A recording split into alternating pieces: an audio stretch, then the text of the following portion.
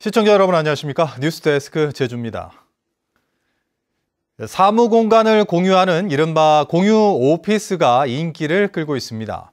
운영비를 절감하고 정보나 취미도 나눌 수 있어 제주에서도 청년층을 중심으로 빠르게 확산되고 있습니다. 이소영 기자입니다. 공인 노무사 일을 하고 있는 김태영 씨. 2달 전 공유 오피스에 사무 공간을 마련했습니다.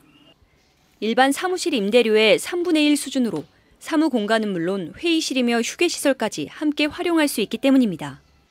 초기 보증금이라든가 이런 투자금이 좀 적게 드는 게 있고, 이제 자기 사무실을 차리면 사무기기라든가 이런 것들을 다 신경을 써야 되는데 여기는 사무기기가 다 구비가 되어 있기 때문에 와서 자기 노트북 들고 와서 자기 업무 처리하고.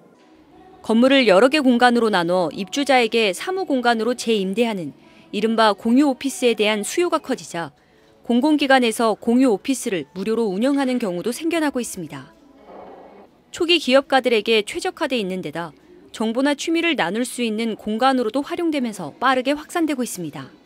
재밌는 게 있으면은 거기 있는 행사 같은 거 들어가 보고, 행사가 재밌을 것 같으면 참여도 해보고, 공간도 트여 있고 사람들도 그 일하는 분위기가 있고.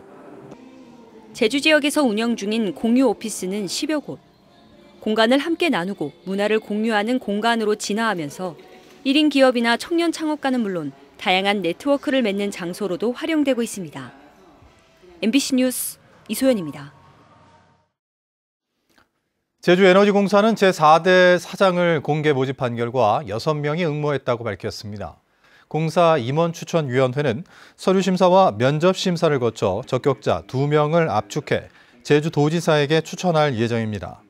후보자 추천이 이루어지면 원희룡 지사는 최종 후보자 1명을 지명해 제주도의회에 인사청문을 요청하게 되는데, 자유한국당에서 활동했던 인사의 사전 내정설이 회자돼 최종 인선 결과가 주목됩니다. 치매 노인 간병으로 인해 부양자들의 부담이 큰 것으로 나타났습니다. 제주 여성가족연구원이 치매 노인 부양자 446명을 조사한 결과 간병 기간은 평균 4년 1개월이고 하루 평균 돌봄 시간은 9.6시간으로 나타났습니다. 특히 조사 대상 가운데 25%인 111명이 치매 노인 부양으로 인해 실직을 경험한 것으로 나타났습니다. 확대가 필요한 치매 정책으로는 치매 안심병원 확충과 주야간 보호 서비스 강화, 방문 간호와 방문 요양 등을 꼽았습니다. 제주 지역 유기동물 발생 건수가 인구 대비 전국 최고 수준을 기록하고 있는데요. 발달 장애를 앓고 있는 한 청년 작가가 고양이들을 소재로 한 미술작품 전시회를 열어 판매 수익금을 유기동물 보호단체에 후원하고 있습니다.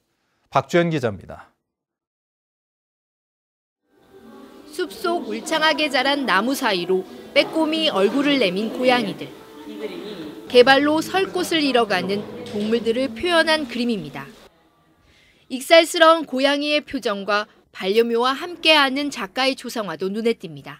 컬러가 너무 아름답다. 그 컬러감이 너무 밝고 그다음에 아이 같고 본인들이 좋아하는 거, 그다음에 고양이가 좋아하는 걸 되게 합해서 이야기를 되게 재밌게 담으셨더라고요. 되게 재밌게 보고 있습니다. 고양이를 소재로 다양한 작품 활동을 이어가는 고동우 작가의 전시회. 발달 장애를 앓는 작가는 10여 년간 고양이를 키워오며 얻은 영감을 담아 그림과 옹기 작품 100여 점을 선보이고 있습니다. 고양이에 대한 사랑이 유기동물에 대한 관심으로 이어져 작품을 판매한 수익금 일부는 유기동물 지원단체에 후원할 예정입니다. 버려지는 고양이라든지 개들이 너무 많아가지고 이렇게 막 숲속에서 자연이 파괴가 되다 보니까 많이 나와가지고 그게 좀 마음이 좀 안 좋더라고요. 제가 먹이를 주고 싶다라는 생각도 들고. 2014년부터 제주에서 발생한 유기동물은 2만 2천여 마리. 인구 대비로는 전국 최고 수준입니다. 사랑스러운 고양이들의 모습을 보고 유기동물 지원단체도 후원할 수 있는 작품 전시회는 오는 10일까지 이어집니다. MBC 뉴스 박주연입니다. 한국인 최초 에베레스트를 정복한 산악인 고상돈을 기리는 전국 걷기 대회가 오늘 한라산 천백도로 일대에서 열렸습니다. 전국에서 모인 등산 동호인들은 한라산 어승생 수원지 삼거리를 출발해 천백고지 고상돈 공원까지 8,848m 구간을 걸으며 산악인 고상돈을 기렸습니다. 오늘 대회에는 고상돈의 가족들과 당시 원정대 대원들도 참여했습니다. 오늘 밤 제주는 구름 많다가 차차 맑아지겠습니다. 내일은 차차 흐려져 아침부터 저녁까지 곳에 따라 비가 오겠고 예상 강수량은 5에서 20mm가량입니다. 화요일부터 주말까지는 고기압의 영향으로 대체로 맑은 날씨가 이어지겠습니다. 한편 내일 오후부터 화요일 오전까지 동부와 남부 앞바다를 중심으로 바람이 강하게 불고 물결도 높게 일 것으로 예상돼 항해나 조업하는 선박은 유의해 줄 것을 기상청은 당부했습니다. 제주 지역 유치원들이 이번 주부터 내년도 원화 모집을 시작합니다. 제주도 교육청에 따르면 도내 123개 유치원이 모두 유치원 입학 온라인 시스템인 처음 학교로의 등록을 마쳐 유치원별로 모집 요강 검색이 가능합니다. 우선 모집 대상 유아는 오는 5일부터 4흘간 접수하고 일반 모집 대상 유아는 오는 19일부터 4흘간 접수 등록을 합니다. 전남편 살인사건 피고인 고유정에 대한 6차 공판이 내일 열립니다. 제주지방법원 제2형사부는 내일 재판에서 피해자 유족 2명을 증인으로 불러 최후 진술을 듣고 고유정 측이 요구한 현장 검증 실시 여부를 결정할 계획입니다. 한편 검찰은 의붓아들 살인 혐의로 고유정을 추가 기소할 방침이어서 고유정은 연쇄 살인 혐의로 재판을 받게 될 전망입니다. 신호등이 설치되지 않은 횡단보도에서 제주 지역 운전자 10명 가운데 9명꼴로 보행자를 목격해도 멈추지 않았습니다.